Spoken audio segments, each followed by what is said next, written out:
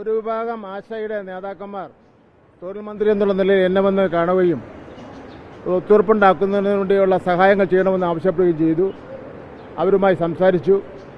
അവർ നൽകിയ നിവേദനം കൈപ്പറ്റി ഒരു ചർച്ച, ഒരു സൗഹാർദ്ദപരമായ ചർച്ചയാണ് നടന്നത്. ഗവൺമെന്റിന്റെ ഭാഗത്തുനിന്ന്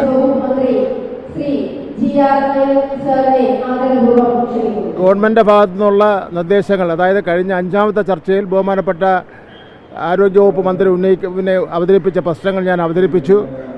അത് വീണ്ടും അവർ ഒന്നുകൂടെ ആലോചിക്കാമെന്ന് പറഞ്ഞു.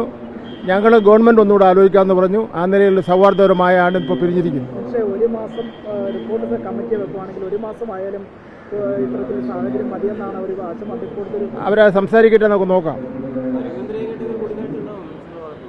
അത് ഇനി ഒരു ധാരണ ഉണ്ടാക്കിയിട്ട് മതി. 5 പ്രാവശ്യം ആരോഗ്യവകുപ്പ് മന്ത്രി കൂടിക്കാഴ്ച നടത്തി, 2 പ്രാവശ്യം കേന്ദ്ര ഗവൺമെൻറ്റിനെ കാണാൻ വേണ്ടി പോയി. ഇത്രയധികം ഒരു സമരം ഒത്തുതീർപ്പാക്കുന്നതിന് വേണ്ടി ഒരു മന്ത്രി ഇനിഷ്യേറ്റീവ് എടുക്കുക എന്ന് പറഞ്ഞാൽ ഏറ്റവും വലിയ കാര്യം തന്നെയാണ്.